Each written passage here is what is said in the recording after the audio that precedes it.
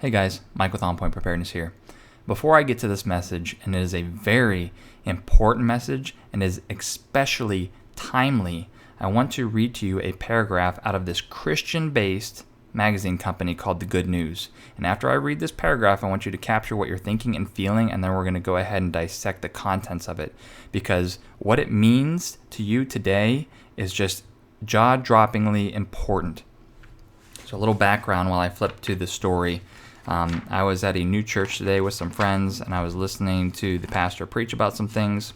When we got home, I had this magazine sitting on my kitchen table for the last couple days. I hadn't read through it, and I felt compelled to sort of browse around through it. Stumbled upon this article, read halfway through it, and then came across this very interesting paragraph, and my jaw literally dropped.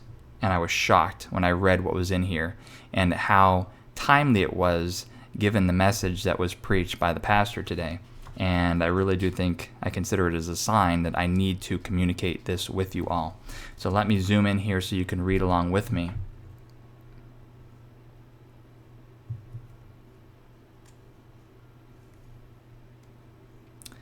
Okay, so it says, to be a Christian today is to anticipate being with Christ in the future on earth, serving Him and saving humanity. Okay, that doesn't sound so bad so far, but let's continue. Incredible, isn't it? Christ will establish a new one-world government and one-world religion of worshiping the one true God. That may not be a popular idea, but that's what the Bible says Jesus is going to do. And He is going to change everything. He is going to heal the environment, erase poverty, create a new educational system, institute an economy that is fair for everyone, and offer salvation to a broken and decimated humanity. How are you feeling after you read that? Because when I read it as the Antichrist and the New World Order, one world government. I don't see how you can read it any other way. And the author who wrote this probably thinks the same, because he even says that may not be a popular idea in reference to the one world religion and one world government. What Christian wouldn't want to be saved and live with Jesus on a new earth? I can't think of one, but why is he saying that may not be a popular idea? He's saying that because he acknowledges the fact that he's referring to a one world government. And the other thing that's interesting about this is it talks about very secular ideas. You know, when we talk about the end times and Christ basically saving everyone, it's all about salvation and living in a new world that fulfills God's promises. But here, this is very secular. It's talking about healing the environment, erasing poverty, creating a new educational system, and institute an economy that is fair for everyone. That almost sounds verbatim or in parallel to what the anti-Pope Francis is saying. Now, what does this mean to you guys and me? I talked to you guys about how in another video of mine, how this is the age of information. And there's going to be so much information out there that it will be difficult to determine what is truth, what is misinformation, and what is disinformation. This, my friends, is disinformation to usher in the Antichrist and the New World Order and the New World Government and have you accept it under the false premise that it's God's plan. This is incredible because it's from a Christian-based magazine. Churches have been infiltrated. Christian-based magazines have been infiltrated. Televangelists, as you know, have been infiltrated.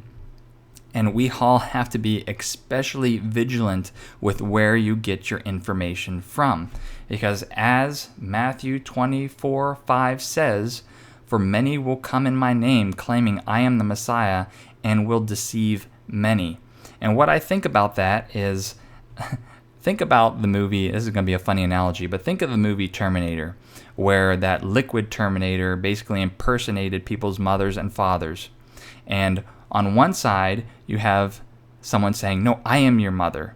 And on the other side, the Terminator saying, I am your mother. And they're going back and forth, and you really have no idea which one is your true mother, or your true father, or your true sibling. And so if you can think about the end times and you think about what Jesus said as many will come in my name claiming I am the Messiah, and they'll deceive many, they'll even deceive the elect because this Antichrist will do amazing wonders.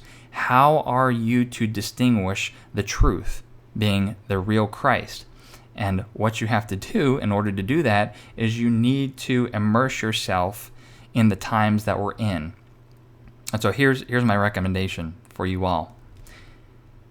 It is to be vigilant and try to get with pastors or churches that are actually talking about the times that we are in.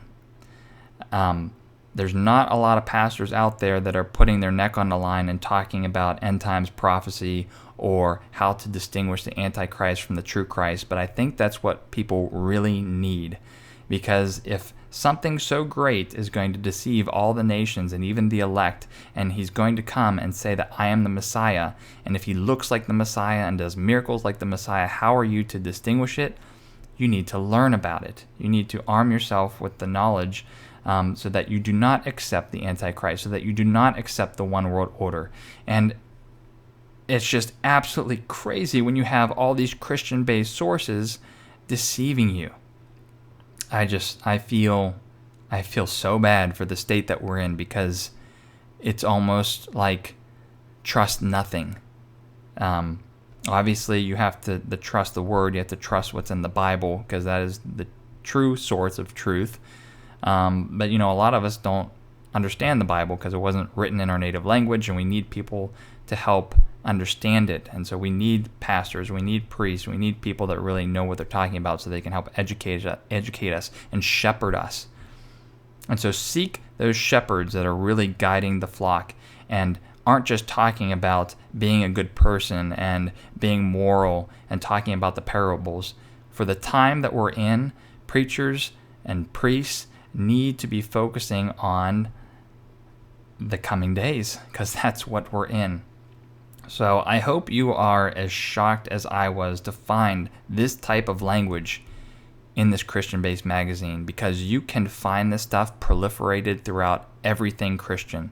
If you talk about the corrupted Vatican and the popes, if you think about even architecture or symbolism all throughout Christian churches, completely infiltrated. I don't want this to sound like a hopeless message, but you do need to know it. And I am not the one to be your pastor or preacher. I'm not as well versed in the Bible as others, but I am well versed in finding this corruption and exposing it to you all. So, until next time, all the best. Be vigilant, be strong, fear not. Mike with On Point Preparedness. See you guys later.